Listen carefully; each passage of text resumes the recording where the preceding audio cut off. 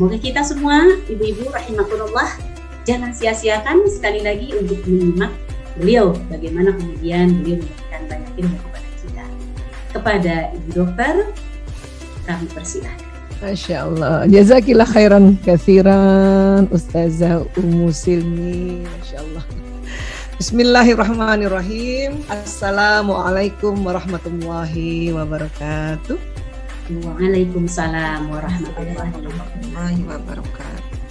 Alhamdulillahirabbil alamin, wassalatu wassalamu ala asyrafil anbiya'i wal mursalin wa ala alihi wa sahbihi ajmain, amma ba'du. Masya Allah, saya ini terharu ini langsung pimpinan majelis taklimnya yang menjadi moderator. Luar biasa. Sebuah kehormatan buat saya juga bersama. Masya Allah, tadi juga saya terharu diletakkan sebagai acara kajian spesial. Masya Allah, sampai deg-degan tadi. Baik, Alhamdulillah, Masya Allah, para ummahat dan akhwat fillah. Betul tadi Ustazah Ummu Silmi mengatakan bahwa di majelis taklim lah ini kita senantiasa belajar, senantiasa ya terus ya belajar agar betul-betul menjadi seorang istri dan juga sekaligus seorang ibu yang nantinya bisa bijaksana, ya begitu ya Ummu Silmi ya. Nah, tapi saya belum sempat ke ini ya, belum sempat ke Baitul Ilmi ya. Ya Allah. Nanti. Insya Allah. Ya, kalau tempatnya Ciempet, alhamdulillah sudah beberapa kali di Hegar Mana, Masya Allah. Makanya saya juga gembira dapat kabar teman-teman akhwat-akhwat dari Majelis Taklim Hegar Mana hadir. Insya Allah Ciempet juga hadir. Salam sayang, salam rindu. Kemudian juga saya perhatikan juga teman-teman di beberapa majelis taklim ini ya, Ummu Silmi ya juga hadir, Masya Allah. Betul. Alhamdulillah. Banyak lebih dari 20 majelis taklim. Masya Allah. Masya Allah, tabarakallah, Masya Allah, Alhamdulillah. Jazakillah khairan juga Ibu Dedah tadi sudah tilawah ya, tadi waktu di tilawah itu saya ini sekali deh langsung terharu, Masya Allah, diingatkan kembali sebentar lagi kita masuk Ramadan. Kita diminta nih untuk menjalankan ibadah Ramadan dan tentu hari ini panitia mengaitkan dengan Ramadan dengan harmonisasi keluarga. Saya yakin ya Ustazah Ummu Silmi sudah banyak membekali kita sebetulnya ya. Nah, hari ini saya hanya sedikit menambahkan mungkin tinjauannya dari ilmu tubuh manusia, yang mohon izin Ummu Silmi. Ya, untuk itu izinkan kami juga untuk menggunakan slide presentasi karena mau bicara tentang otak manusia, jadi insya Allah mungkin lebih mudah kita lihat gambar-gambarnya ya. Saya mohon izin Ustazah Ummu Silmi untuk saya share screen terlebih dahulu, boleh ya? Enggak, silakan Bu Dokter, silakan. Ya. Iya, baik tulisannya ya, ini kita mulai ya. Bismillahirrahmanirrahim. Ya, sambut Ramadan, wujudkan harmonisasi keluarga. Sangatkah berkaitan? Sangat berkaitan. Dan inilah Allah Ta'ala membuat sebuah bulan di mana bulan itu salah satu hikmahnya menjadi sarana latihan untuk kita mewujudkan lagi harmonisasi keluarga kita, ya. Namun sebelum nanti masuk di Ramadannya, ya kita bicara tentang harmonisasi atau harmonis, ya. Di mana harmonis ini kalau di Kamus Besar Bahasa Indonesia artinya bersangkut paut dengan atau seia selaras. Artinya harmonis itu artinya bukan sama ya, seia tapi selaras gitu. Dan dia ada sangkut pautnya. Ya, sangkut paut apa? Sangkut paut terhadap perbedaan-perbedaan. Jadi banyak orang ini mengatakan menyangka harmonis itu sama. Bukan. Justru karena dia beda, maka gimana supaya selaras? Nah, kemudian ada istilah lagi hubungan harmonis, ini didefinisikannya atau diartikannya begini. Ya, hubungan yang dijalin dengan penuh kasih sayang, ya. Kita tahu ya dalam konsep Ad-Dinul Islam itu ada mawaddah warahmah, ya. Sehingga apa? Saling memahami, saling menghormati, dan saling mendukung. Kalau ada kata saling, ini berarti ada yang beda ini. Makanya kita diminta saling memahami. Setelah paham, kita menghormati. Tapi basicnya penuh kasih sayang. Ya, nah, mengapa begitu? Karena itu tadi memang pria dan wanita beda. Ya, alhamdulillah tadi Ustazah Silmi menyampaikan, ya beberapa kali juga mendengarkan kajian-kajian yang sering kami sharingkan, paling sering nih ya tentang beda pria wanita ya, paling sering banget. Ya, hari ini mungkin saya tidak cerita pria wanita terlalu banyak karena sudah banyak juga yang bisa kita cari, ya.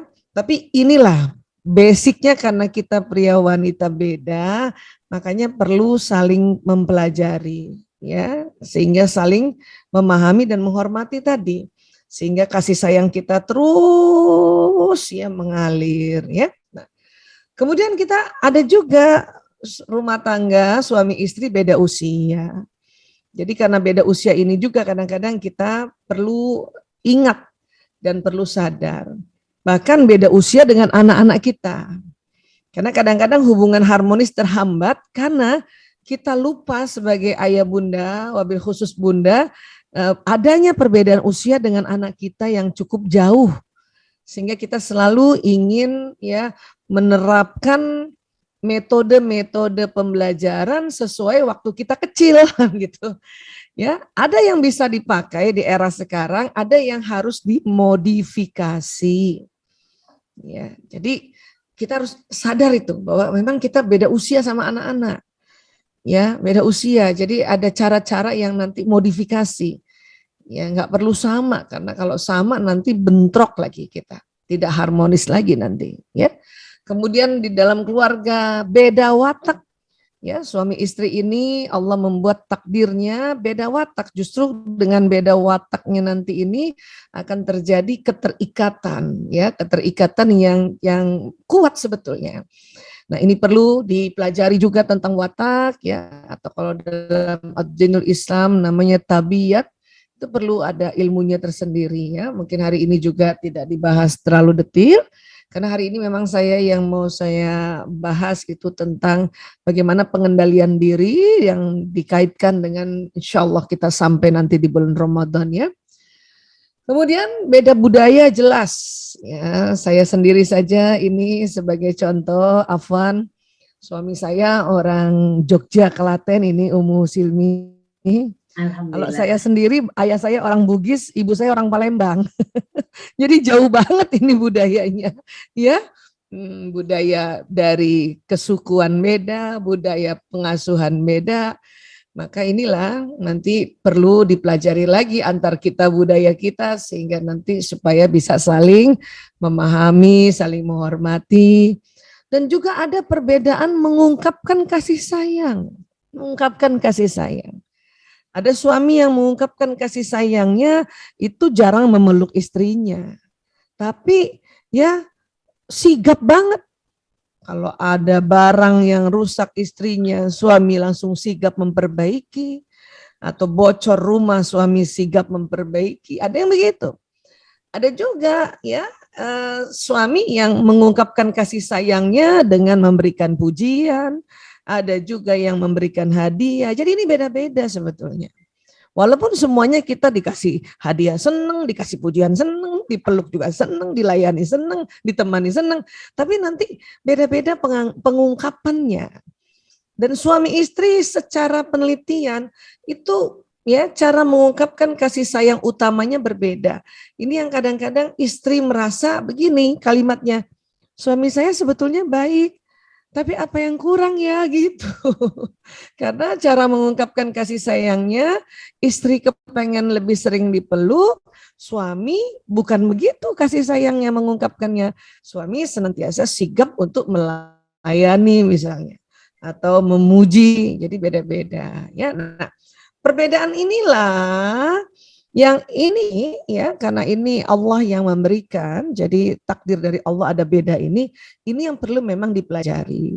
Salah satu kita mempelajarinya ya hari ini ya. Itulah mengapa tadi dikatakan majelis taklim ini betul-betul sebuah majelis ilmu di mana khususan kita yang perempuan ya. Karena kadang-kadang bapak-bapak jarang banget punya taklim yang rutin kayak kita ya.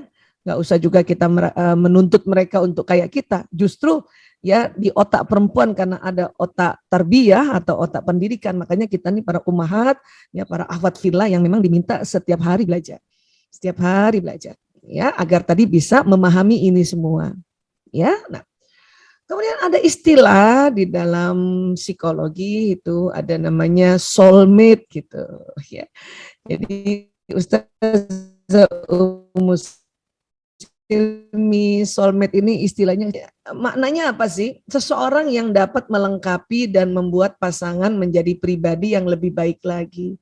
Sering digambarkan bentuk hati atau jantung atau kolbu ya, yang sisinya beda ini, sisinya beda.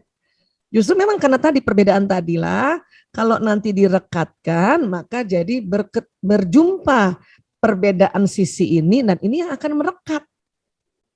Kalau dalam sebuah permainan, ada yang istilahnya permainan ya puzzle, maka ya kita merangkai puzzle. Bahkan para ahli juga mengatakan mitra yang terbaik adalah mitra yang terbalik. Jadi apabila para akhwat merasa ya suaminya kok beda ya dia sama aku, wah itu harus disyukuri tuh. Ya, justru dengan berbeda itu nanti malah jadi terbaik itu. Karena sisi-sisi puzzle ini kan beda. Justru karena beda itu bisa merangkai kuat ya. Bahkan dalam bekerja atau organisasi dalam masyarakat itu mitra kerja ya dan juga pasangan hidup yang serasi itu biasanya yang punya watak berbeda bahkan bertolak belakang. Ya, justru itu kita akhirnya bisa teamwork. Misalnya kan kita majelis taklim kan tentu supaya terorganisasi dengan baik kita ada kepengurusan ya Ummus Ilmi ya. Nah kepengurusan itu kan beda-beda orangnya nih. Ada ahlinya ini, ada ahlinya ini, ada ahlinya ini. Nah itulah yang nanti insya Allah menjadi satu mitra kerja yang terbaik karena justru beda-beda ini. Jadi sekali lagi indahnya perbedaan itu betul banget ya. Bagaikan merangkai puzzle di dalam rumah tangga ini ya. Memang kepingan-kepingan yang tidak sama sisinya ini itu memang agar saling mengisi dan terangkai dengan indah dan kuat. Karena banyak juga ya ahwat-ahwat tanya sama saya, kenapa sih kalau bikin puzzle yang lurus-lurus aja gitu biar sama sisi-sisinya gitu. Jadi suami istri itu sama supaya nggak susah gitu. Ada yang bilang gitu. Saya bilang kalau dalam merangkai puzzle sisi-sisinya sama, memang bisa terangkai cepat, tapi nggak kuat. Diangkat nggak bisa. Coba deh permainan puzzle. Kalau ininya lurus, memang terangkai cepat, tapi nggak bisa diangkat. Tapi kalau dia beda-beda begini, ya saling mengisi, ini kuat diangkat bisa nih, nggak pecah-pecah gitu. Ya, dan rumah tangga itu puzzle yang luar biasa besar, dirangkainya panjang, lama, seumur hidup bertahun-tahun. Ya, bedanya dengan permainan yang cuman simple ya, kadang-kadang permainan nggak pakai petunjuk, pakai feeling aja bisa. Oh sebelah sini, salah tukar, barangkali sebelah sini gitu. Tapi di dalam merangkai puzzle rumah tangga ini karena panjang, lama, luas, bertahun-tahun bahkan seumur hidup, inilah kita perlu buku petunjuknya atau petunjuk. Ya. Dan buat kita keluarga muslim, ini petunjuk kita adalah Al-Quranul Karim, Al-Hadis, ya, jumhur atau ikhtiar dari para ulama. Dan tentu salah satunya nanti penemuan para ilmuwan yang melakukan observasi atau penelitian tentang sunnatullah. Ya, tentang ada apa sih di otaknya manusia? Ada apa sih perempuan sama laki-laki bedanya apa sih? Watak apa sih gitu. Ya, itulah perlu juga kita tambah-tambah sedikit tentang hasil penemuan-penemuan. Meskipun mungkin yang menemukan atau mengobservasi, meneliti mungkin ilmuwan yang non-muslim, tetapi ya ketahuilah bahwa pada saat ada manusia berniat untuk meriset tentang ciptaan Allah, Allah berikan petunjuk pada mereka. Ya, dan karena penelitian ini lama dan mahal, maka kitalah yang paling beruntung, langsung bisa dapat hasil penelitiannya tanpa berlama-lama, tanpa ya mengeluarkan dana yang banyak dengan meneliti itu. Ya, nah ini kita sepakat dulu. Ya, sekali lagi saya katakan, ya kita memang harus terikat dalam sebuah majelis taklim, bahkan lebih dari satu majelis taklim untuk terus-menerus belajar. Ya, nah, ya belajar ini semua ya. Ya. Kemudian goalnya katanya bahagia, Bu Aisyah. Bahagia tuh apa sih? Ini. Jadi kalau mau mendefinisikan bahagia ya salah satunya adalah suatu keadaan pikiran dan perasaan yang ditandai dengan kecukupan. Kalau ada rumah tangga, seorang istri merasa cukup, wah itu berarti udah bahagia. Ditambah lagi rasa syukur. Udah cukup syukur terus. Atau karena syukur makanya cukup terus. Wah, itu udah bahagia tuh. Bahagia rumah tangga itu. Cara berpikirnya perasaan itu. Ya. Nah, kemudian apa lagi cirinya? Senang karena berbagi. Ya, udah rasa cukup, syukur, senang berbagi. Berbagi apa saja, bahkan berbagi senyum, berbagi tenaga, berbagi waktu, berbagi ilmu, bahkan berbagi harta, Masya Allah. Sehingga ya lebih sering tenangnya rumah tangga itu, ya lebih sering nyamannya, itu berarti udah bahagia, ya. Atau ada rasa kegembiraan yang intens, artinya dalam 7 hari, ya lebih banyak bahagianya. Memang selama 7 hari ini atau 30 hari dalam sebulan misalnya ya, kita misalnya 30 hari gembira terus, nggak begitu memang. Hidup di dunia itu ya up and down. Tapi kalau lebih banyak gembiranya di dalam waktu seminggu itu atau di dalam waktu sebulan itu berarti sudah bahagia gitu ya. Dan yang paling penting ini penuh berkah Allah. Ya, apa sih berkah Allah? Ya, apa berkah Allah? Definisi yang paling gampang, paling simpelnya itu begini, ya. Berkah Allah itu bertambahnya kebaikan, ya, dan langgengnya kebaikan sebelumnya yang sudah dilakukan.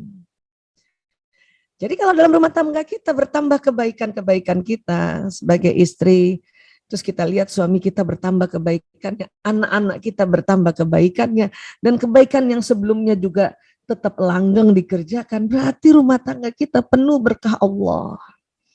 Ya. Nah, jadi ini kita ya masing-masing di rumah tangga kita cek sendiri masing-masing.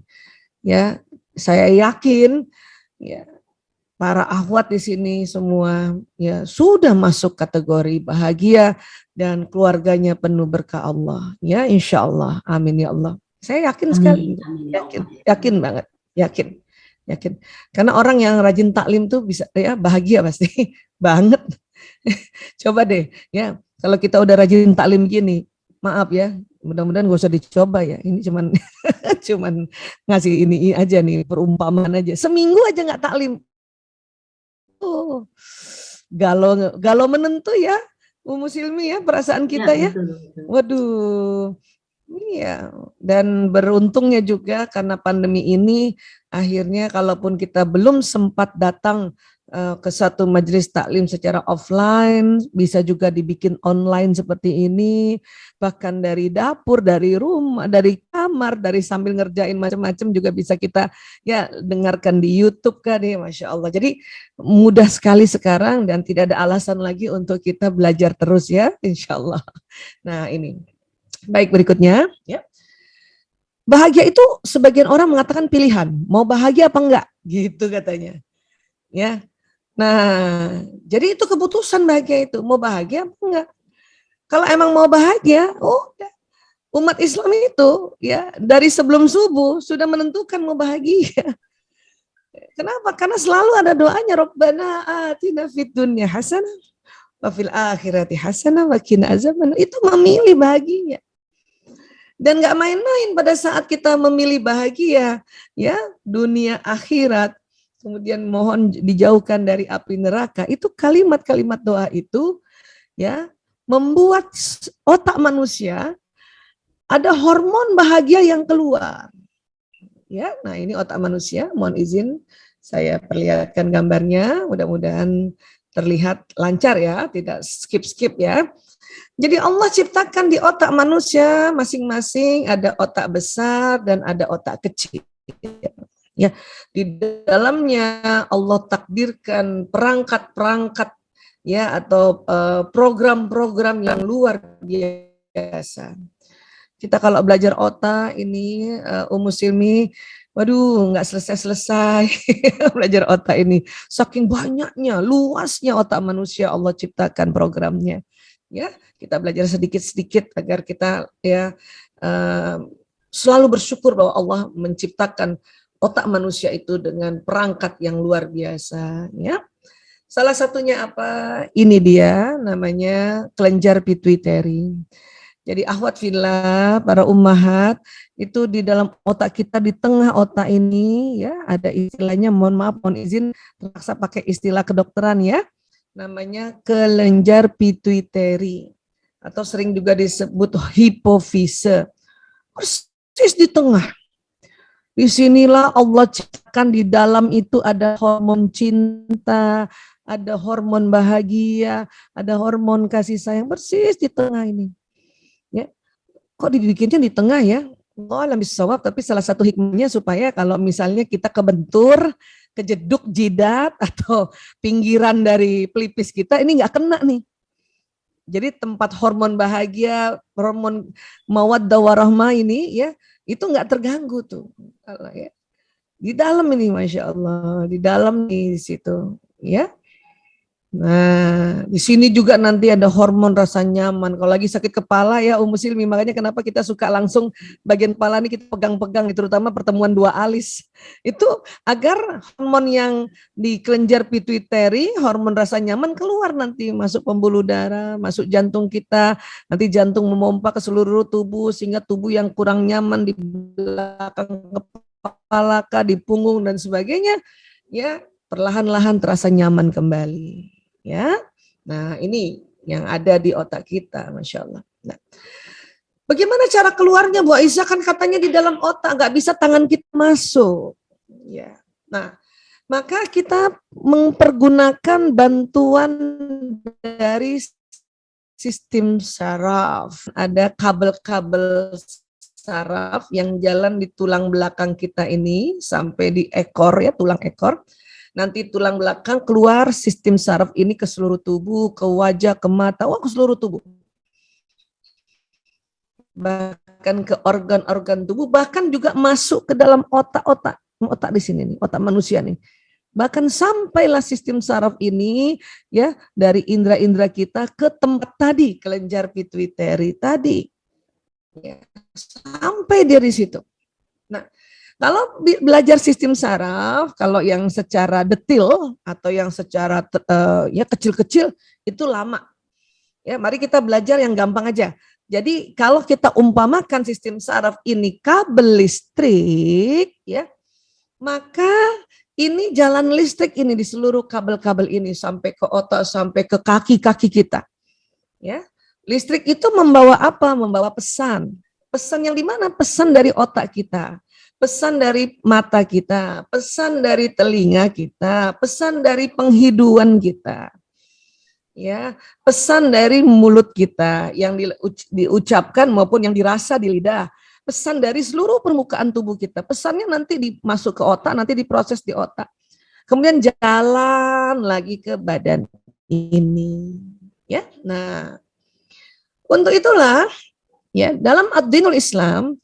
Setiap kita melakukan satu hal, kita diminta untuk mendahulukan ya kegiatan itu dengan melafazkan, membaca basmalah, bismillahirrahmanirrahim.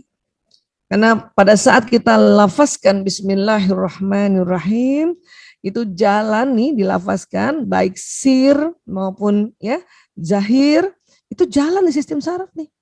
Nanti dia ke atas Silmi. Ya. Begitu juga kalimat-kalimat bahasa kita. Saya istri bahagia, saya suami, ini jalan. Kemana?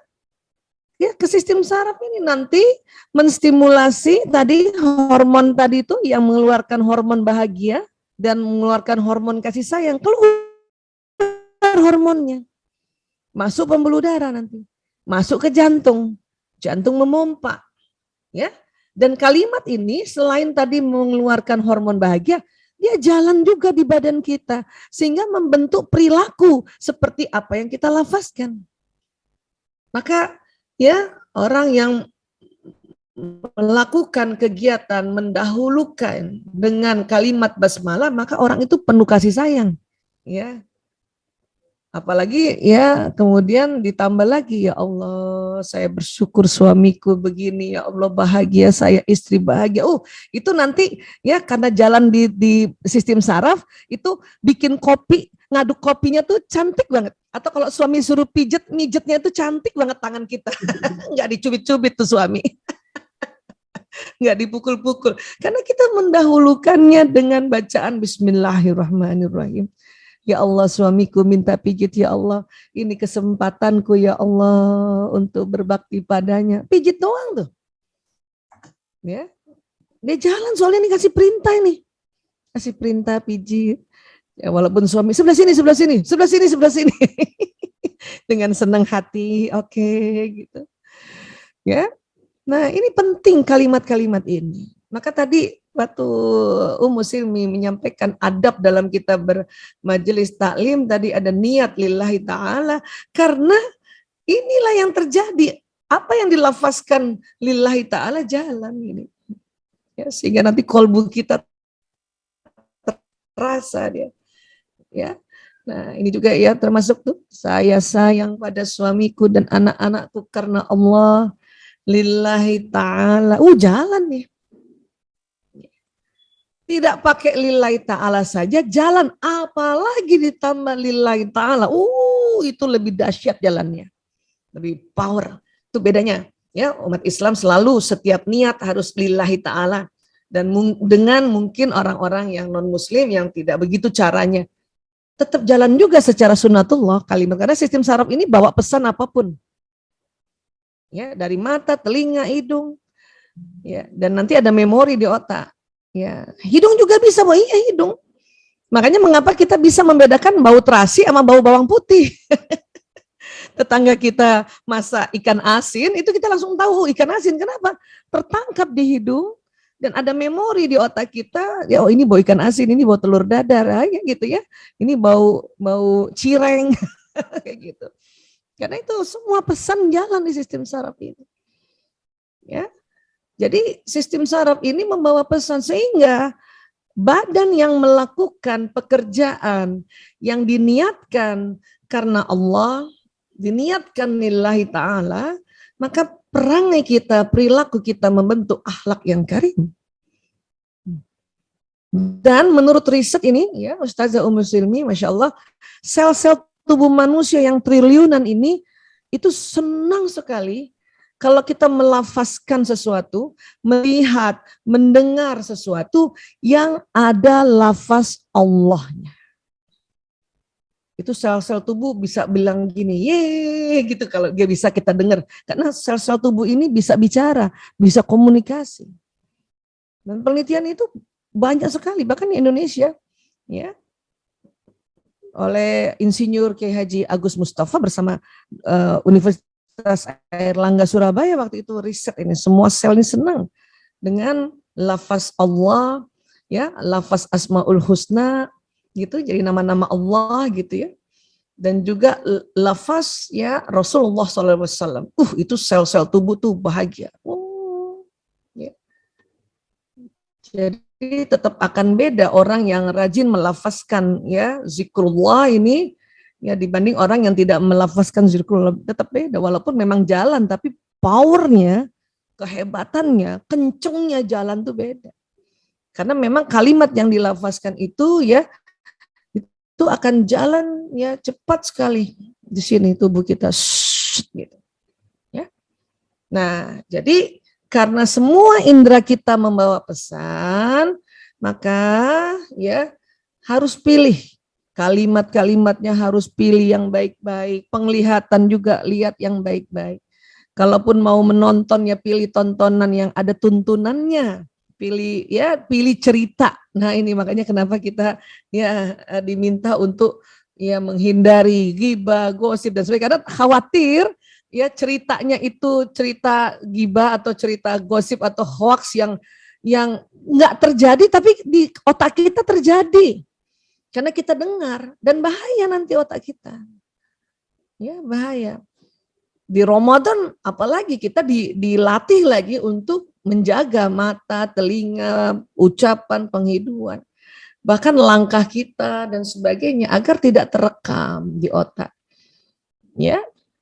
Nah, ini yang mengapa nanti di Ramadan ini latihan lagi terus, latihan lagi, sehingga nanti di luar Ramadan karena kita latihan lagi sekitar 30 hari, kita diingatkan lagi oleh guru-guru kita untuk jaga mata, jaga telinga, jaga lidah, jaga lisan, ya, jaga kemaluan. Nah, maka ya di luar Ramadan kita akan selamat di bulan-bulan lainnya itu.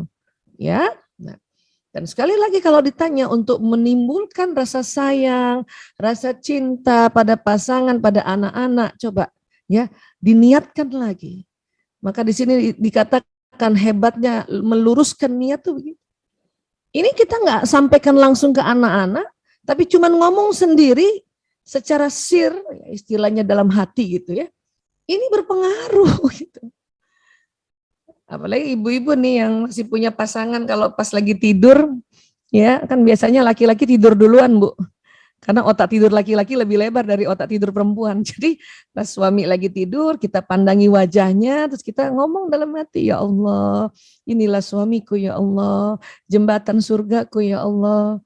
Ya, kalau kemudian suami sudah mulai, kayak suami saya sudah mulai 60 tahun ke atas, ya Allah, wajahnya sudah mulai berkerut, ya Allah curahkan kasih sayangmu pada diriku untuk senantiasa mencintainya, karena engkau ya Allah, itu kita sebut-sebut. Sampaikah kepada suami? Pertama bukan untuk suami, untuk kita. Supaya apa? Hormon cinta, hormon bahagia yang tadi di kelenjar pituitari di tengah otak ini keluar dulu. Bisa sampai kepada suami? Bisa. Lewat mana? Oh, nanti kita belajar sebentar ya di slide berikutnya ya. Jadi kadang-kadang misalnya kita nggak lafazkan secara keras sampai pada suami.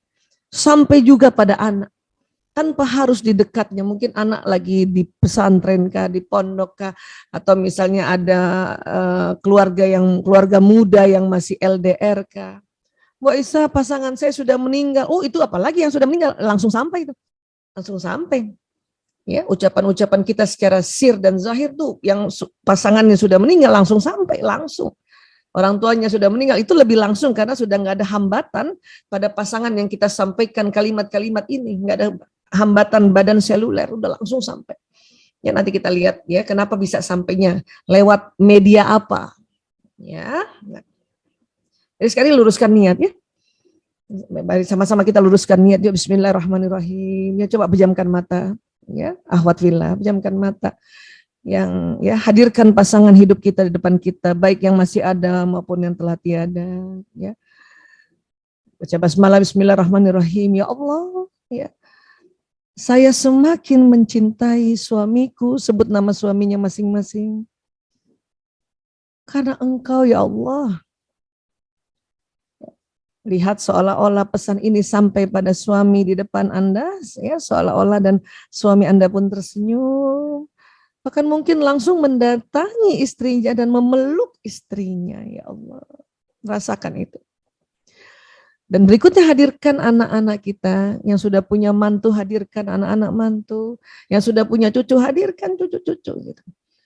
Lafazkan lagi, bismillahirrahmanirrahim, ya Allah, saya semakin menyayangi, semakin mencintai anak-anakku, sebut satu-satu nama anaknya. Ya. Dan lihat wajahnya. Yang sudah punya anak mantu, sebut nama anak mantunya. Dan lihat wajahnya seolah-olah di depan ibu. Yang punya cucu juga begitu. Ya, sebut namanya. Dan bayangkan mereka memeluk ibu. Ya, Allahu Akbar. Masya Allah. Ya, amin ya Allah, amin ya Allah, amin ya Allah. Baik, sekarang kita buka mata ya. Itu namanya meluruskan niat tuh.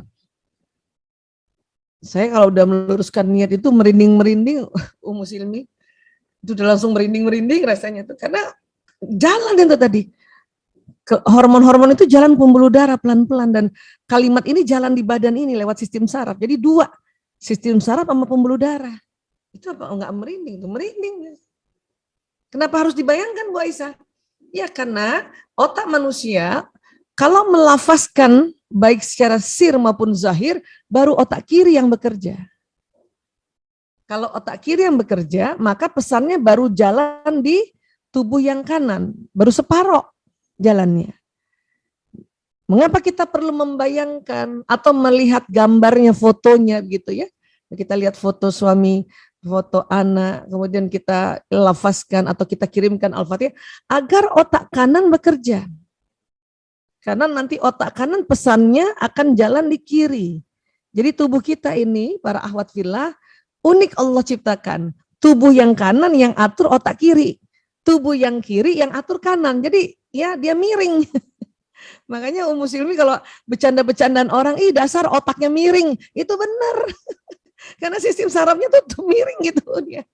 Ya.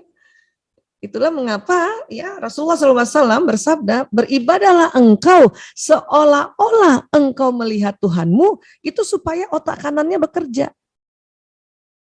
Ya, otak kanan bekerja, maka nanti jalan pesannya ke seluruh tubuh kita. Ya inilah kita luruskan niat dulu. Gampang bukan? Ya untuk ya nanti hormon ini keluar tadi. Ya. Bu Aisyah kalau kita ngomongnya, aduh saya takut nih, aduh saya khawatir nih, aduh saya marah nih, aduh saya sedih nih. Apakah kata-kata yang negatif ini juga jalan di badan? Iya, jalan di badan. Ya, terus kalau dia jalan di badan, apa yang distimulasi? Ada juga namanya kelenjar adrenal di atas ginjal, ada dua ini. Nah, kelenjar adrenal sering disebut anak ginjal, anaknya ginjal. Jadi di atas ginjal ada kelenjar adrenal. Ini isinya hormon stres. Ya, hormon stres itu sering disebut 3 serangkai, adrenalin, kortisol, dan norepinefrin. Sekali lagi akhwat fillah, mohon maaf, mohon izin kalau saya masih menggunakan istilah medis karena memang namanya itu disepakati oleh ilmuwan, namanya itu. Dan ini semua ciptaan Allah. Hanya nama doang dikasih tadi sama oleh ilmuwan itu. Ya, nah. Kalau kalimat ini takut, khawatir, marah, sedih dikeluarkan berketerusan atau terlalu sering, maka keluar hormon. Wah, jadi kita nggak boleh dong bilang ya, atau misalnya mengeluh, aduh saya sakit nih pundak saya. Bukan nggak boleh, masih boleh bilang pundak saya sakit nih, tapi ya diharapkan nggak diulang-ulang. Kenapa? Karena sistem saraf ini atas perintah Allah, kalau masih bilang 1 kali, 2 kali, ya paling banyak 3 kali keluhan ini belum keluar, hormon stresnya belum keluar. Dia belum jalan. Itulah makanya mengapa kalau dokter, kita datang ke dokter, ibu bagian mana yang sakit? Sebelah sini dok, sakitnya gimana? Sakit sekali. Nah, itu masih boleh itu, nggak jalan. Jadi nggak usah takut-takut amat gitu ya. Atau bilang sama suami, ayah aku kok rasanya nggak enak badan, bilang sama suami gitu ya. Karena baru sekali atau 2 kali nggak jalan. Tapi kalau ngeluh terus-terusan, nah itu jalan. Yang bahaya tambah sakit karena tambah stres. Ya, aduh Bu Aisyah terlanjur saya ngomongnya lebih dari 3 kali ini, 10 kali. Ya, maka istighfar.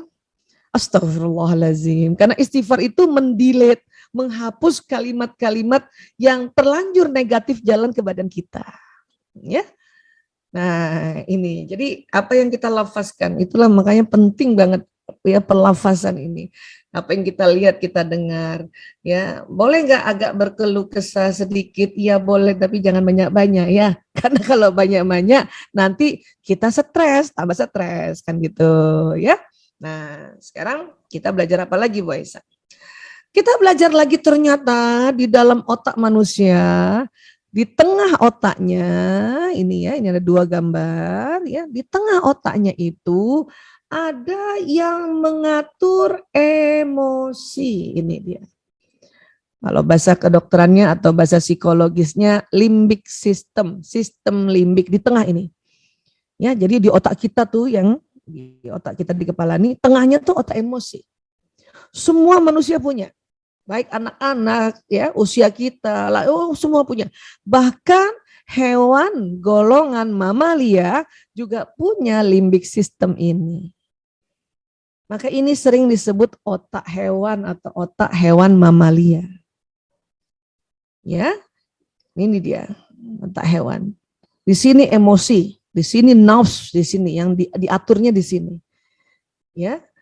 Bersamaan juga tadi ya kelenjar pituitary ada di sini juga, di tengah sini juga itu. Dia termasuk komponen dari limbic system. Ya. Jadi otak kita begini. Ini otak dilihat dari samping kiri ya, para ahwat ya. Ini otak besar yang kita lihat nih. Nah, kita buka ya. Kita buka sekarang. Bismillah, kita buka. Ini kan terbagi 2 nih otak nih. Ya, nah, pas waktu kita buka, nah ini kelihatan ini otak kecil. Otak keseimbangan. Nah ini dia nih otak mamalia ini. Otak limbik sistem nih, otak emosi nih di tengah ini. Berlanjut dengan batang otak. Orang otak reptil. Ini dia. Jadi di tengah otak manusia itu lengkap otak binatang kita. Baik mamalia maupun reptil. Ya persis di tengah otak. Dipasang kembali begini. Ya. Inilah Allah wanti-wanti ingatkan kita hati-hati. Ya. Kelola hawa nafs kita, karena inilah nafs itu di sini nanti, ya, agar derajat kita tidak turun di bawah binatang. Karena otak kita ini lengkap, ada otak binatang mamalia, ada binatang reptil. Jadi kadang kita kalau ada bilang dasar kayak buaya dia ya, kayak ular licik, itu bisa tuh, karena memang di otak kita ada otak ularnya, iya. Itulah kita harus kenali, oh ini toh selama ini para akhwat fillah ya sudah belajar ya dari tuntunan Rasulullah ya, tapi hari ini tambah sedikit bahwa oh itu yang di tempatnya. Karena ini memang Allah ciptakan juga fungsinya banyak sekali. Fungsinya banyak. Nanti yang membedakan hewan dengan manusia otak yang di depan.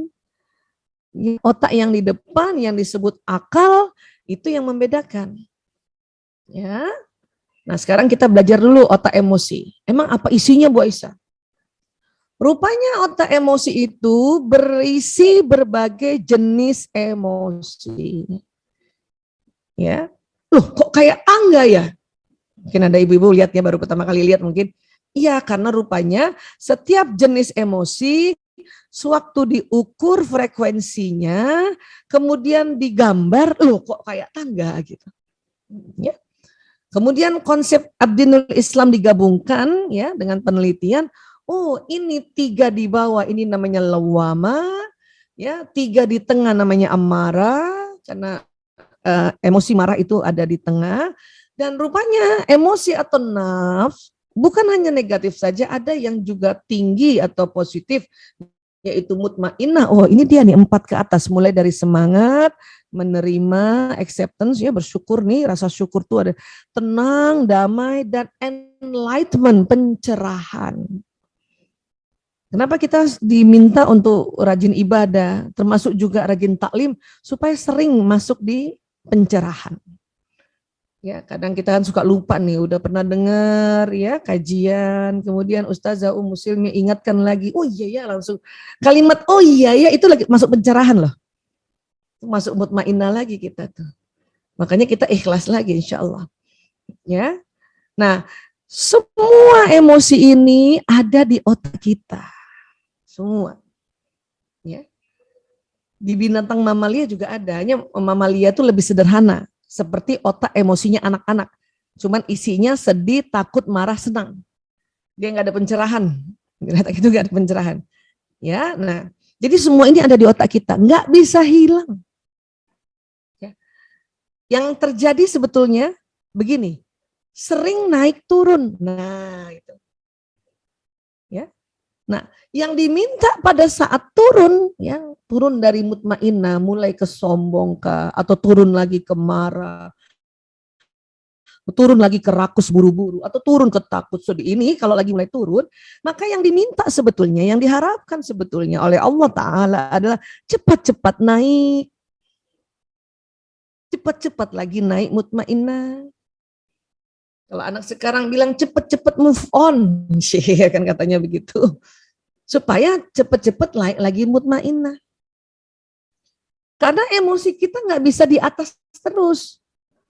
Contoh misalnya, udah lagi tenang-tenang kayak gini nih, dengar kabar lagi, ada sepupu saya sakit kena COVID lagi. Ada tante saya sakit kena COVID, itu bisa turun emosi kita langsung ke khawatir atau takut di sini. Bisa turun itu. Padahal lagi tenang-tenang. Dapat kabar, baca WA, dapat telepon, turun tek gitu. Nah ini yang kadang-kadang lagi tenang-tenang turun ke takut, dari 600 Hz turun ke 100, itu lemes badan. Lemes. Ya. Makanya diminta untuk duduk. Ya, Rasulullah ya ajarkan kita pada saat marah, takut, khawatir, duduk. Suruh duduk. Supaya ya langsung frekuensinya karena langsung turun Ummu Silmi, supaya kita nggak jatuh gitu. Apalagi kalau sudah usia lanjut kita. Ya, makanya suruh duduk tenang. Nah, gitu. Jadi ini yang sebetulnya, jadi pas turun ya, segera naik lagi. Bagaimana cara naiknya? Nah, ini yang membedakan antara orang satu dengan orang lain. Ya. Allah Ta'ala ajarkan kita di dalam Al-Quran, pas turun kita harus sebut lagi Allah. Berzikir lagi, sebut Allah. Ya Allah, ya Allah, ya Allah, astagfirullahaladzim. Ya. Supaya apa? Supaya naiknya cepat ke atas.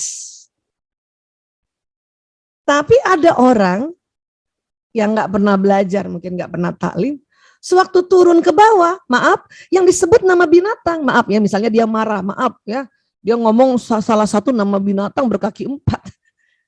Kan ada ya orang marah kayak gitu ya Ummu Silmi ya. Ya karena memang kan otak emosi ini kan otak binatang kan, otak mamalia kan. Nah itu yang membedakan ketakwaannya, itu yang membedakan nilainya tuh. Ada orang turun emosinya karena ini emang ada di otak, tapi malah yang disebut Allah kita naik dan kita mulia derajatnya. Yang cilaka lagi pas lagi turun marah, maaf, yang disebut setan. Oh lebih cilaka lagi tuh. Ya. Pas lagi marah setan ulang gitu, astagfirullahaladzim, auzubillah min zalik. Itu nanti membedakan orang satu dengan orang yang lain, orang yang belajar dengan yang nggak belajar, orang yang rajin talim dengan yang tidak rajin talim gitu. Ya. Karena memang Allah Ta'ala minta kita untuk ingat senantiasa. Ya. Ingat senantiasa. Walaupun memang ada cara umum untuk kita bisa cepat naik ya, cara umum ya, secara alami ini juga Allah yang bikin sunatullah, yaitu tarik nafas panjang. Tarik nafas. Kadang badan kita tuh tarik nafas. Ini cara umum. Cara umum. Semua manusia, apapun agamanya, umur berapapun, cara umum. Atau kadang badan kita langsung tarik nafas tuh. Menghela nafas. Bahkan capek pun naik tangga kita menghela nafas, ngos-ngosan. Ini secara umum. Ini juga Allah yang perintahkan. Ya. Ada lagi ditambah membayangkan misalnya lagi marah, tarik nafas, keluar tulisan marah terus masuk ke tanah. Ini secara umum. Tapi kita yang ya para ummahat, para akhwat fillah, siapapun yang rajin taklim dan senantiasa ya melafazkan zikirullah, maka kita ingat lagi surat Al-Baqarah ayat 152 ya. Bismillahirrahmanirrahim. Fazkuruni azkurkum washkuruli wala takfurun. Maka ingatlah kepadaku ya. Kata Allah, aku pun akan ingat kepadamu. Bersyukurlah kepadaku dan janganlah kamu ingkar kepadaku. Jadi nanti yang membedakan ini yang rajin taklim nih. Jadi pas turun ya lagi tenang-tenang tiba-tiba kaget, tiba-tiba marah, kita ingatnya Allah. Ya, kita lafazkan Allah. Ya Allah, astagfirullahaladzim, inna lillahi wa inna ilaihi raji'un, la ilaha illallah, ya Allah. Ini yang diharapkan. Otomatis otak emosi tadi tangganya langsung cepat naik. Masuk lagi ke zona mutmainnah. Gitu. Ya. Dan ya inilah ada orang istighfar, astagfirullahaladzim. Keutamaan istighfar itu ya banyak sekali ya di Quran dan di Al-Hadis ya. Kita ambil satu hadis Rasulullah SAW bersabda, siapa saja rutin membaca istighfar, maka Allah akan memberikan solusi atas setiap kesulitannya, penyelesaian bagi setiap permasalahannya, dan dia akan memberinya rezeki dari jalan tak terduga, Masya Allah. Dari sisi nafas, pada saat kita istighfar, astagfirullahaladzim, itu keluar itu lewat mulut, karbon dioksida, nanti hidung akan tarik oksigen. Astagfirullahaladzim, astagfirullahaladzim. Coba kita istighfar ya, astagfirullahaladzim. Itu hidung langsung otomatis tarik oksigen. Terasa? Nanti masuk paru-paru masuk ke jantung memompa darah ke otak dan membawa oksigen. Sehingga otak mamalia dan otak reptil yang dialiri oleh oksigen ini, ya kembali yang tadinya tegang, emosinya turun, jadi rileks lagi. Tenang lagi gitu. Ini baru dari sisi kesehatan, belum lagi sisi kalau kita bahas ubudiyahnya. Ya. Terutama tadi kita disuruh diminta oleh Allah untuk ingat Allah, karena Allah akan ingat kita gitu. Ya. Nah, jadi istighfar, astagfirullahaladzim.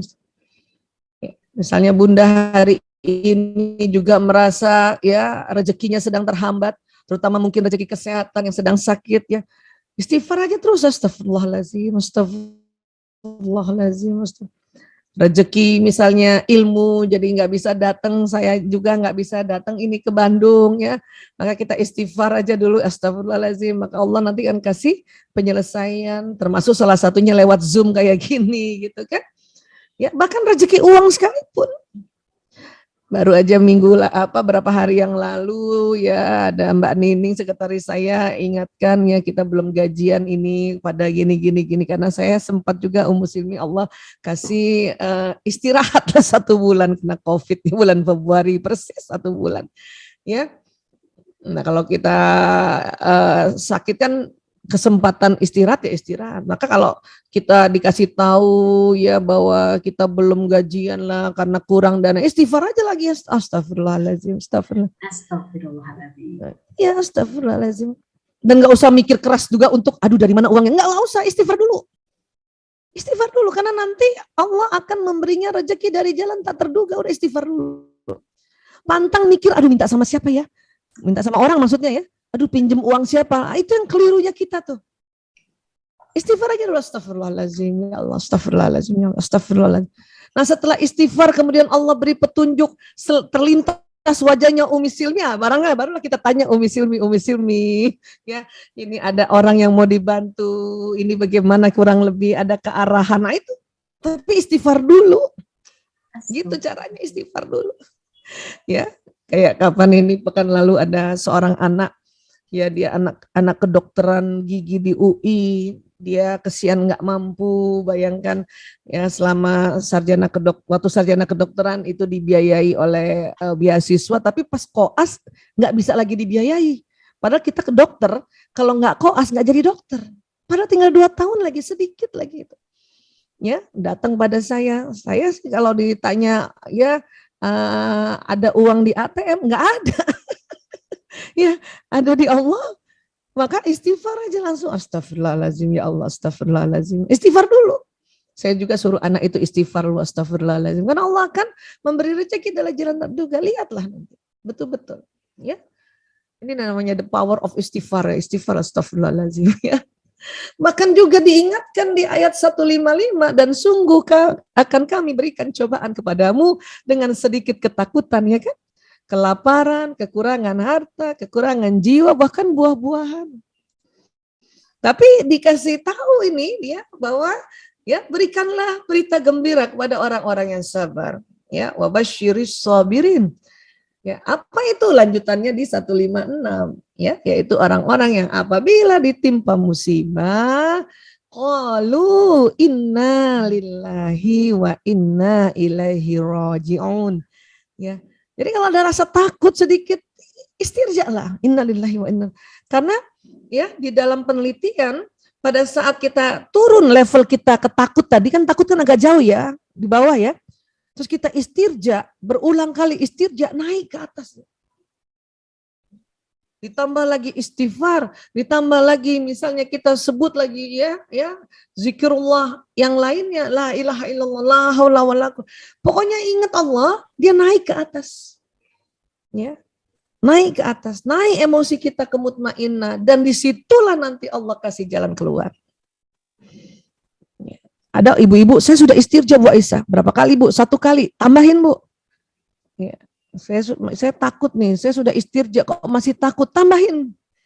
Ya, saya lagi nggak punya rezeki Bu Aisyah, saya sudah istighfar. Ya, kok masih belum ada jalan keluar. Tambahin istighfarnya. Berarti belum naik itu. Belum naik. Frekuensi tubuh belum di atas 200. Tambahin terus. Istighfar terus. Astagfirullahaladzim. Astagfirullahaladzim. Naik terus. Bu Ya, dokter, istirja waktunya terus. 2 menit lagi Bu dokter. Ya, baik. Iya. Ya. Ini nih. Karena ini paling penting. Apalagi nanti di dalam Ramadan kita senantiasa ya diminta untuk melafazkan hal-hal yang berkaitan dengan zikrullah. Itulah kerennya nanti di Ramadan itu. Untuk naikkan emosi, ya. Nah, jadi sekali lagi ya, pada saat kita lafazkan innalillahi wa inna ilaihi rajiun, itu jalan nih badan kita. Dan cepat banget loh jalannya, 240 km per jam itu otak. Nanti otak perintahkan seluruh tubuh 320 km. Ya, agar apa? Emosi yang di sini nih, yang nanti makanya mengapa di Ramadan itu salah satunya adalah ya bukan pengendalian emosi, latihannya di situ ya, itu untuk melatih bagaimana kita selalu otomatis mulut kita langsung zikrullah. Ya. Nah, di situ kaitannya antara bagaimana kita di Ramadan supaya kita harmonis. Karena tadi kan kita sudah belajar kan, harmonisasi itu mulai dari ucapan aja. Mulai dari ucapan. Ya. Jadi sekali lagi istirja, istighfar ini yang perlu dilafazkan. Bu Aisyah, saya enggak di bulan Ramadan aja senantiasa istirja dan istighfar. Mantap itu, Masya Allah, keren banget. Apalagi ntar di bulan Ramadan lebih kenceng lagi kan gitu. Ya, apalagi nanti ada kaitannya ya sholat dan saum itu sendiri. Ya, baik, kita sampai sini dulu. Kita buka dulu tanya jawab atau sharing-sharing. Nanti saya ya pada saat menjawab sharingnya para akhwat, nanti saya kasih lihat gambarnya lagi. Ya, oke. Baik, demikian saya kembalikan ke Ustazah kita tersayang, Ummu Silmi. Ya, Masya Allah. Baik, jazakillah khairan kasiron kepada Bu Dokter. Amin, yang sudah memberikan kepada kita pemaparan yang luar biasa ya Bu ya. Jadi ini ibu-ibu majelis taklim, selama ini kita kadang-kadang sebetulnya ini perasaan kita sehari-hari, kejadian-kejadian kita setiap hari. Tapi tadi Bu Dokter mengkaitkan dengan otak. Jadi kita makin ngeh ya, ada itu hubungannya, sangat jelas sekali ya korelasi. Betul. Baik, ini banyak sekali yang chat lewat pribadi juga, lewat WA. Kapan diskusinya? Nanti sabar dulu ya. Kita akan lanjutkan pada sesi diskusi ibu-ibu dan akhwat fillah rahimakumullah. Tapi sebelumnya izinkan saya menyapa dulu untuk diketahui Bu Dokter juga dan juga jamaah yang lain. Di ruang Zoom ini, Masya Allah luar biasa, ini lebih dari 25 perwakilan majelis taklim hadir ini. Walaupun ada ketua majelis taklimnya, sekretaris ini banyak sekali yang saya undang untuk chat. Saya hadir. Masya Allah. Mungkin saya ingin menyapa dulu, ada majelis taklim Ciraten ini nonton bareng. Ada majelis taklim Zakaria. Dan tadi yang berseragam hijau ini, penuh sekali ini masjidnya, masjid majelis taklim Al-Islah Jadi. Ada juga dari Babakan Radio, ada juga ketua majelis taklim dari Jabal Rahmah Ciputra, ada juga dari majelis taklim Al-Qudus Ciwaruga, majelis taklim My Home ini Bu Tuti dan kawan-kawan juga hadir di sini. Kemudian juga ada beberapa jamaah ya dari Majelis Taklim yang suka saya silaturahmi juga dari Kota Baru, Parahyangan, Bu April dan kawan-kawan. Alhamdulillah ya. Kemudian juga Majelis Taklim dari beberapa wilayah ini juga ada dari Cihanjuang, Cimahi. Ada dari forum orang tua murid ini beberapa yang hadir juga. Ada dari Family Fresh ya. Kemudian juga ada juga ini dari perorangan ini yang mungkin baca publikasi juga ya. Ada dari Balikpapan, dari Kalimantan Utara, ada dari IKN itu ibu kota negara kali ya. Allah, iya ini makanya saya lagi lihat juga nih, lihat satu-satu wajahnya. Iya, Masya Allah luar biasa ya di sini. Ini juga ada dari Sulawesi, ada juga dari banyak sekali ini ya. Balikpapan, ini yang chat di WA dari panitia, banyak sekali, Masya Allah luar biasa. Semoga ini silaturahmi buat kita semua ya. Iya, ini saya lihat ini lembar demi lembar yang kameranya on jadi kelihatan. Aduh, rasanya pengen peluk, Masya Allah. Nah, ini dadah-dadah dari Majelis Taklim Al-Islah Sari Jadi. Masya Allah. Sudah lama saya tidak silaturahmi dengan Al-Islah Sari Jadi. Iya, ada Ciraten. Ya, ini Ciraten, Masya Allah dadah-dadah. Ini ada Cempet juga ini dari tadi ini standby. Masya Allah, ya Allah, ini pengen meluk rasanya. Jadi Dokter Aisyah, saya itu sebetulnya dari dulu bercita-cita untuk mengadakan silaturahmi antara Majelis Taklim sekota Bandung karena kebetulan saya penggiat Majelis Taklim. Tetapi rupanya keburu pandemi, jadi tidak bisa offline. Sayang sekali. Ya Allah, ini saya lihat si Empet pakai kudung merah ya. Iya betul. Masya Allah, alhamdulillah. Ini juga ada dari Isjahnya tuh dari Sumatera ya kalau tidak salah ya. Selalu hadir, alhamdulillah ya. Jadi ini mudah-mudahan nanti corona pandemi benar-benar hilang, kabur dan kita bisa bersilaturahmi offline. Ya ini insya Allah. Tapi hikmahnya juga online. Hikmahnya juga jadi se-Indonesia bisa hadir ya. Betul ya. Juga ya. Betul ya. Kalau nanti offline harus ke Bandung pakai pesawat ya. Alhamdulillah. Dari Darul Hikam juga datang. Ini tadi ada Ibu Eni Alhamdulillah. Dari Uswatun Hasanah juga ada Ibu Erna Padang Bulan hadir juga di hadapan saya ya. Ada Masya Allah, tidak bisa disebutkan satu persatu tadi peserta naik turun di 300. Pengennya kita sebut satu-satu ya, pengennya dada-dada peluk-pelukan gitu. Baik, tidak sabar ibu-ibu dan akhwatilah di sini ingin bertanya nih khususnya persiapan Ramadan kali ini ya. Karena pasti banyak sekali nih yang ingin bertanya dan kita kan terbatas dengan waktu. Jadi sementara dibatasi 3 pertanyaan dulu. Saya ambil 1 dari chat. Nah, ini belum ada kalau dari chat ya. Nah, ini yang bertanya langsung saja karena mungkin khawatir kesulitan dengan raisen, saya permudah. Silakan ibu-ibu yang mau bertanya langsung saja dibuka audionya, perkenalkan nama dan dari mana. Mangga silakan saya buka Ibu. Langsung saja dibuka audionya kemudian bertanya langsung. Silakan. Dari tadi sudah ada ini yang Assalamualaikum Umi. Waalaikumsalam warahmatullahi wabarakatuh. Assalamualaikum Dokter Aisyah. Waalaikumsalam warahmatullahi wabarakatuh. Izin bertanya. Baik, siap. Saya Sila dari Bunda Sila ya. Baitul Ilmi. Masya Allah, Bunda Sila. Iya. Mau menanyakan tapi ada pengalaman ya, karena saya kebetulan ada riwayat penyakit. Tidak perlu disebutkan mungkin ya. Sudah selesai semua anjuran dokter. Nah, pas mau dilanjutkan konsultasi. Kebetulan setelah itu ada pandemi. Jadi saya sampai dengan saat ini belum konsultasi lagi ke dokter. Cuma disarankan riwayat penyakit saya itu harus tetap konsultasi. Tapi selama ini saya terapi khusus diri sendiri gitu. Maksudnya dengan zikir dan tilawah gitu. Zikir pagi, zikir sore. Dan yang saya rasakan itu memang iya, terakhir ada konsultasi karena teman-teman mendesak, ayolah konsultasi, takutnya ada apa-apa karena kan penyakitnya kan ini katanya gitu. Jadi saya merasa saya tidak sakit, saya bilang gitu. Saya dengan terapi seperti ini aja, dengan zikir pagi dan zikir sore aja, saya berserah diri kepada Allah gitu. Bahwa saya dengan seperti ini, insya Allah saya baik-baik saja. Nah, apa yang harus saya lakukan untuk menambah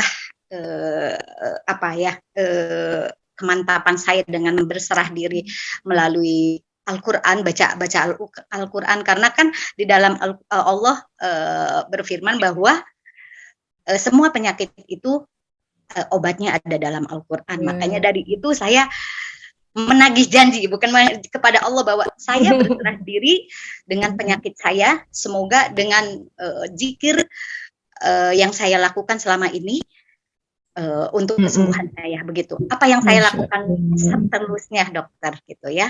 Gitu aja, dokter. Assalamualaikum. Waalaikumsalam warahmatullahi wabarakatuh. Masya Allah. Sebetulnya ini ditampung dulu Bu Dokter ya. Kita boleh. Ya, silakan yang kedua. Ini rupanya yang dicek itu. Ya, assalamualaikum warahmatullahi wabarakatuh. Waalaikumsalam warahmatullahi wabarakatuh. Silakan perkenalkan dulu dari mana ini? Saya dengan Ibu Yuniati dari Majelis Taklim Bedah Minhajul Muslim. Karena teman-teman saya itu dokter gigi, jadi mohon maaf rekan-rekan saya itu pada bekerja, jadi nggak bisa mengikuti kajian ini. Oh, Allah Akbar. Minhajul Bandung ya. Betul. Jadi nggak bisa, mohon maaf tidak bisa mengikuti kajian-kajian pada siang hari. Beliau itu pada sibuk. Jadi saya mau bertanya sama Dokter Aisyah. Jadi saya tuh kemarin ini saya sudah 2 kali ya kejadian penyakit selitis. Itu datangnya itu nggak tahu kenapa ya, Dokter Aisyah. Apa penyakitnya Bunda tadi putus-putus? Selitis. Iya, oke. Selitis ya. Selitis itu datangnya tiba-tiba. Jadi sekarang itu ya emang sudah membaik.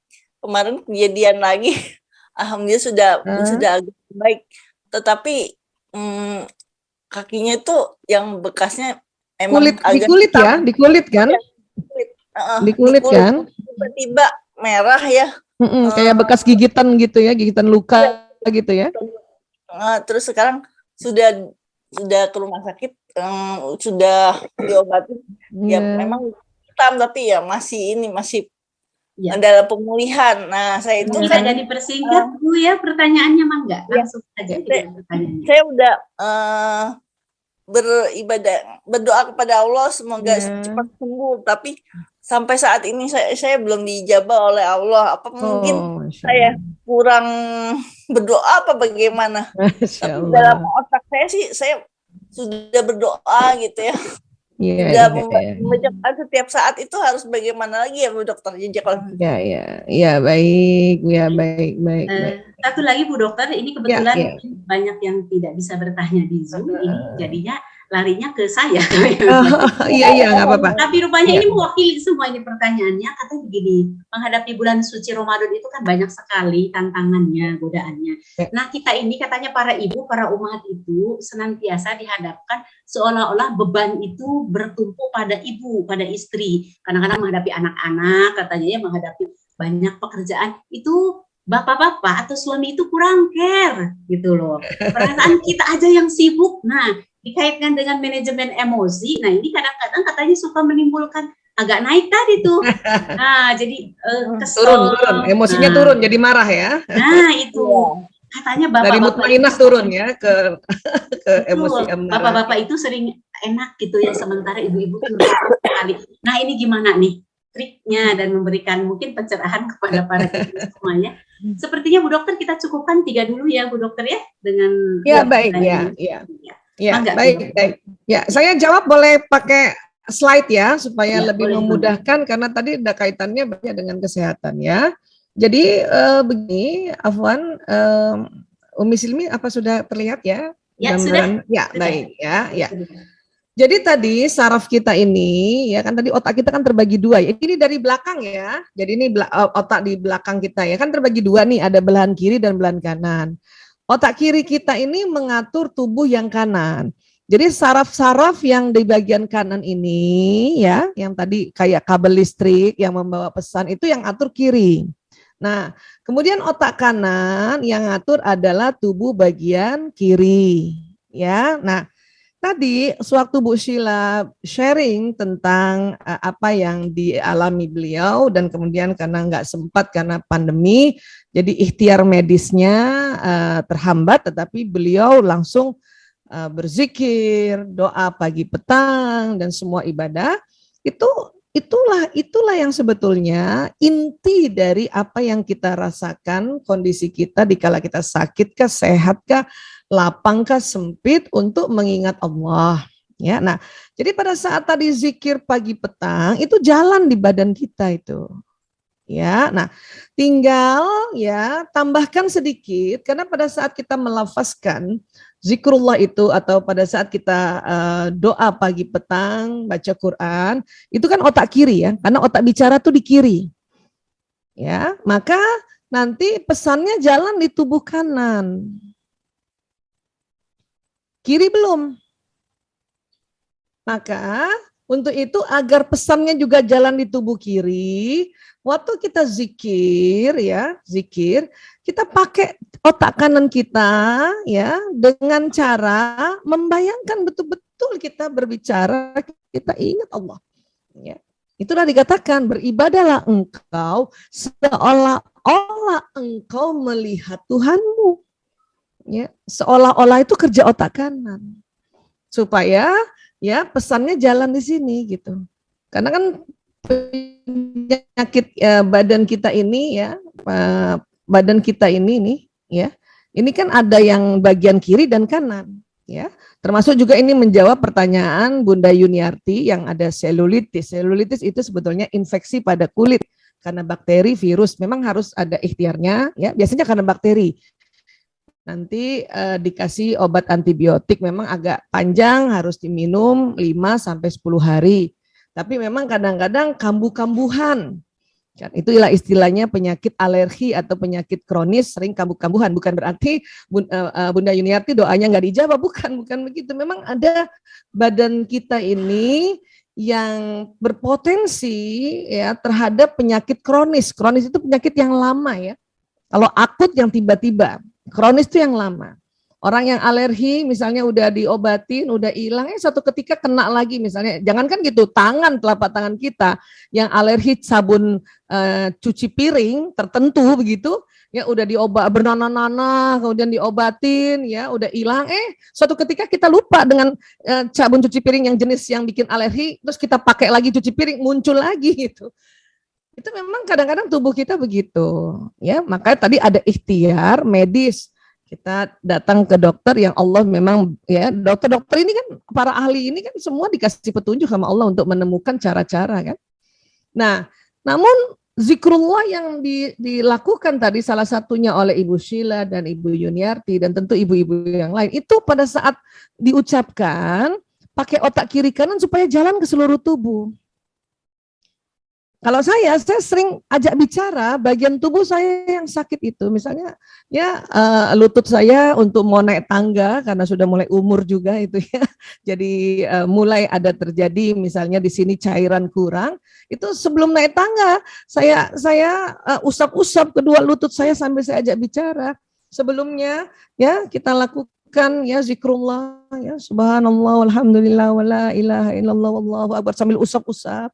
Wahai lututku, terima kasih ya sudah 54 tahun engkau bekerja untukku untuk naik turun tangga ya. Terus minta maaf ya wahai lututku ya, saya lupa minum vitamin supaya cairannya di sini ya jadi bertambah lagi sambil usap-usap. Lutut denger. Dia senang bahwa kita senantiasa berterima kasih dan minta maaf pada anggota tubuh ini. Senang dia. Dan bulan Ramadan nanti ya terjadi satu mekanisme istirahat pencernaan sekian jam. Itu senang juga tubuh ini.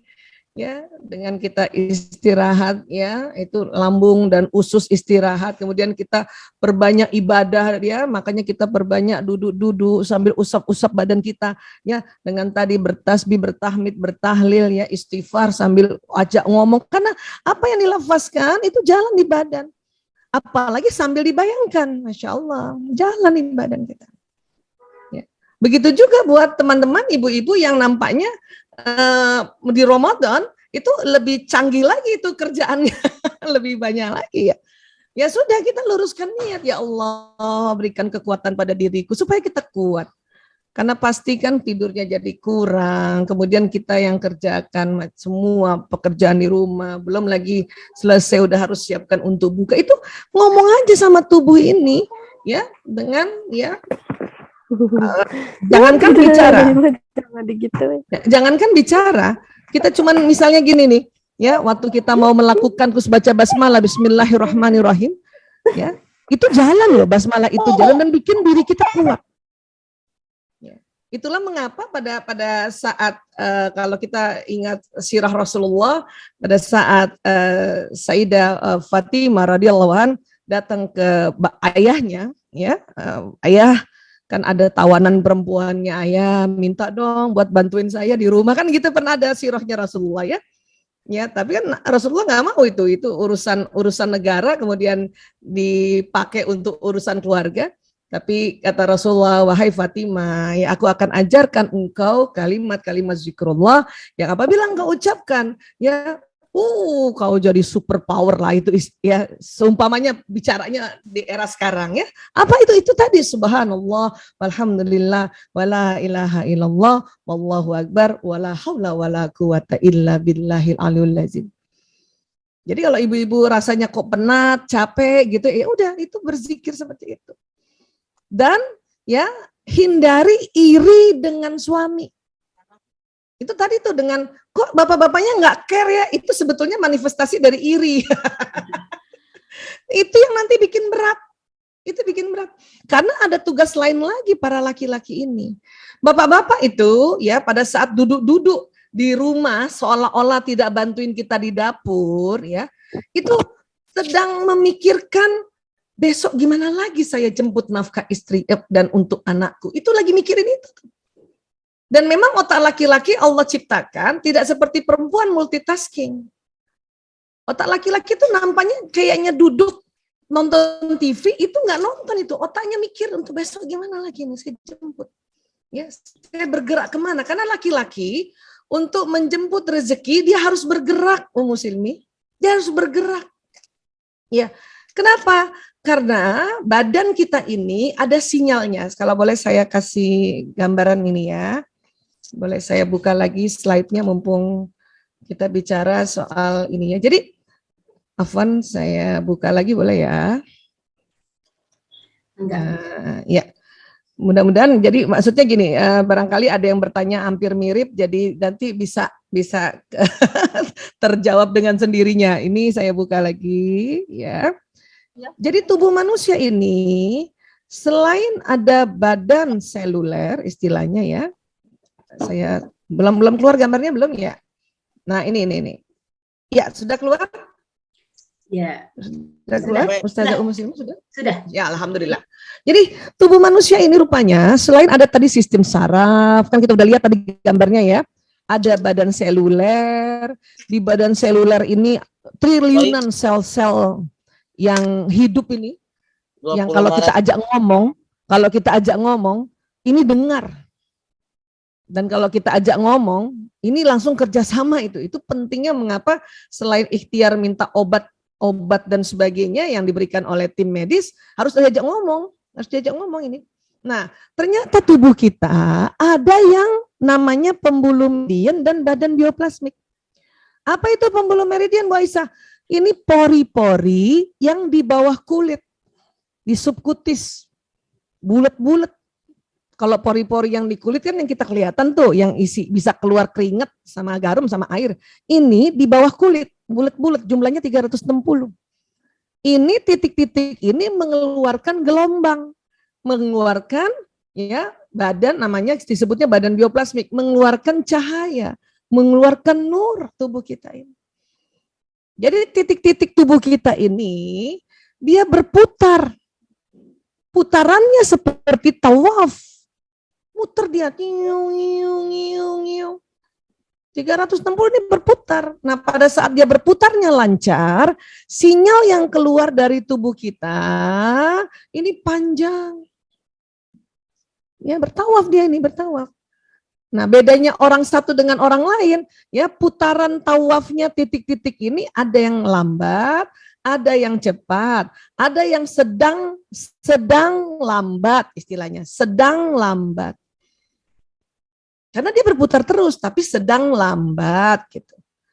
Ya, memangnya kalau dia berputar ini keluar apa? Bisa keluar cahaya, atau orang bilang keluar gelombang elektromagnetik.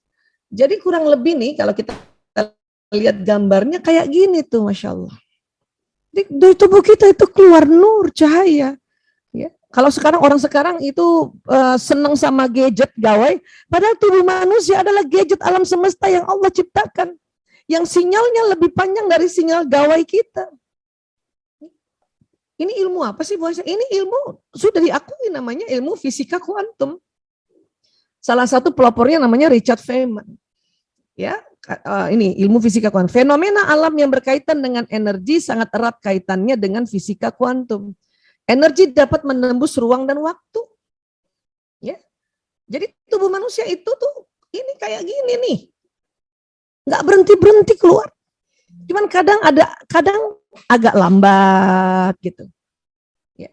Lah, sinyal ini untuk apa, Bu Aisyah? Inilah sinyal yang membroadcast doa, membroadcast niat, dan membroadcast prasangka. 3 tuh.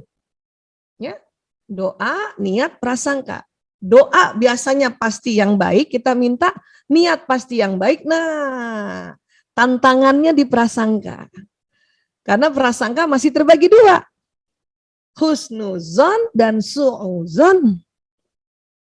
Hati-hati, disitulah kita berikhtiar lagi. Kalau kita su'uzon pada diri kita terhadap suatu penyakit, segera cepat-cepat istighfar supaya kita husnuzon. Kita su'uzon pada suami kita yang misalnya tidak bantuin kita, hati-hati, ini sampai loh. Padahal tadinya mau bantuin, cuman gak tahu kenapa berat badannya si suami, karena dari dapur sinyal kita sampai ke dia.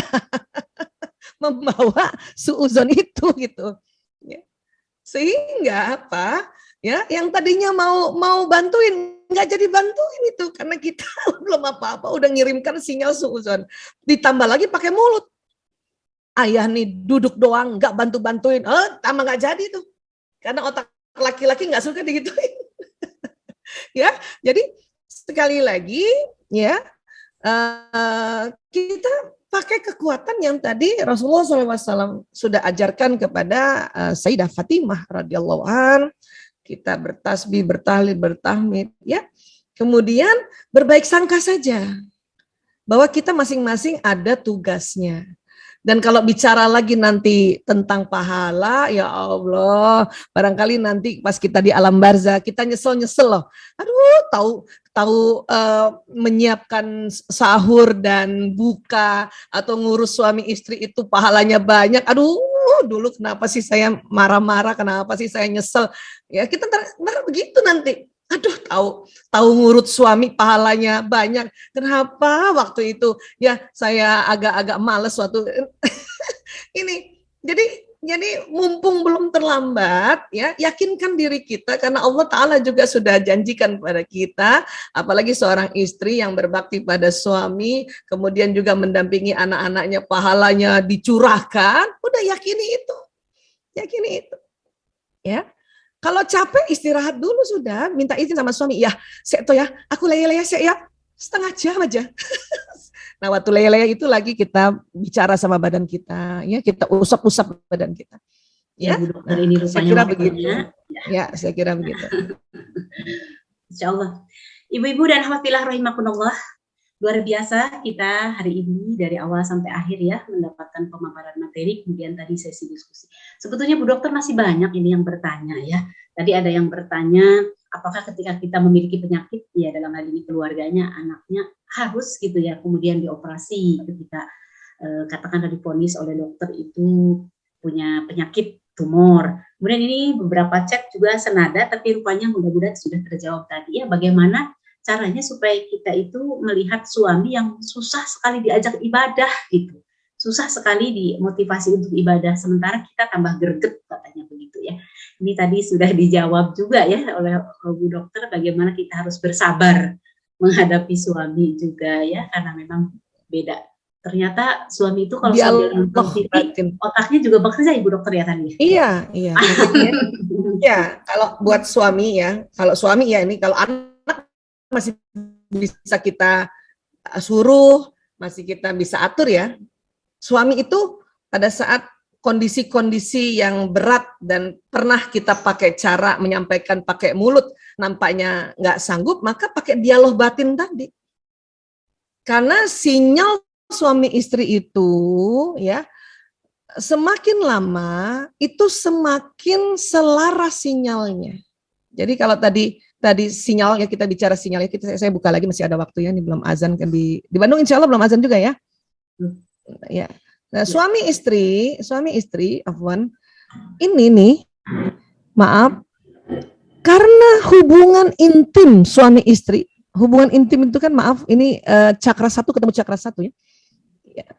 Itulah nanti membuat sinyal antara suami istri itu selaras, tapi nggak sama, selaras. Yang sama itu ibu dengan anak. Ibu dengan anak. Tapi suami istri jadi selaras. Karena apa? Kita bertahun-tahun bersamanya. Makan hampir sama, minum hampir sama, rebahan di tempat tidur yang sama, bergesekan apa? Apalagi hubungan intim. Itu yang nanti menyelaraskan sinyal suami istri. Inilah yang memudahkan insya Allah dialog batin. Yang tentu misalnya nih, buat tadi kalau ada kasus misalnya suaminya belum lagi tegak sholatnya 5 waktu, pada saat misalnya kita rapikan ya sarungnya suami, kita istighfar, kita baca salawat, kita doa, ya Allah, ya mohon ya Allah petunjukmu ya Allah untuk berikan pada suamiku untuk segera sholat tegak 5 waktu, sambil kita bayangin. Jadi tambahkannya membayangkan, dari betul-betul dia sudah sholat 5 waktu, bayangin gitu. Karena ini yang akan sampai ke suami tanpa kita pakai mulut. Karena kalau pakai mulut, laki-laki cepat tersinggung. Ya, apalagi diomongin depan orang. Waduh. Ya, ngomong itu nanti, ya disitulah Allah lihat betapa seorang istri menggunakan strategi dialog batinnya kuat, ya, terhadap apa yang ingin dia harapkan pada suaminya. Itu ya Allah, mohon ya Allah, tolong ya Allah, suamiku masih begini Allah. Karena kadang-kadang kita nih tanpa terasa, Bunda Silmi, Ummu Silmi, kita sok merasa yang paling suci dan sok merasa kita yang paling taat beribadah dibanding suami. Itu nggak boleh loh. Segera istighfar, astagfirullahaladzim ya Allah. Mohon ya Allah, kami berdua tegak sholatnya ya Allah. Gitu. Jadi selain mendoakan si suami, doakan juga diri kita. Karena sinyal ini, ya semakin panjang usia pernikahan kita, semakin klop dia, selaras, ya selaras. Dan ini luar biasa ini. Di Ramadan makin panjang lagi. Kenapa ya? Karena ada tadi, ada wudhu, ada sholat, ada saum, ada sedekah. Karena di dalam salah satu makna ibadah khusus tadi yang saya sebut itu untuk memperpanjang sinyal. Ya. Inilah maka di Ramadan itu yang disebut bulan berkah, bulan bercahaya. Karena semua manusia cahayanya tambah panjang sekali cahayanya. Cahaya manusia di bulan Ramadan itu panjang banget. Karena disitulah nanti afdal doa. Ya, masa iya sih Bu Aisyah tenaga cahaya manusia panjang? Iya, ada risetnya. Dan ini cocok sekali dengan hadis Rasulullah yang ya mengatakan ini nih. Doa itu senjata orang mukmin, tiang agama serta cahaya langit dan bumi. Karena rupanya pada saat kita berdoa itu ada cahaya yang keluar dari badan kita itu sampai langit dan bumi. Ya, bisa tembus lauh mahfuz. Jadi pada saat suami yang kita pakai mulut dan ternyata sekali dua kali dia tidak kerjakan, malah dia tambah rasanya nggak mau mengerjakan, hantam dengan doa. Karena doa itu senjata. Ya. Dan nanti akan tembus lauh mahfuz. Jadi takdirnya suami akan nanti Allah rubah karena ketekunan istri ini mendoakannya. Bahkan lagi rapiin sajadah suami, rapiin barang-barang suami sambil kita doakan. Ini yang harusnya kita lakukan, bahkan nanti di Ramadan cahaya ini bertambah panjang ya. Masya Allah, luar biasa. Allahu Akbar ya. Rasanya betah sekali ya kita mendengarkan pemaparan beliau, penyampaian beliau. Tetapi tidak terasa ibu-ibu dan akhwat fillah rahimakumullah, waktu jualah ternyata yang membatasi kita, dan kita sekarang sudah pukul 14.51 sesuai dengan akad, nanti kita akan berakhir pukul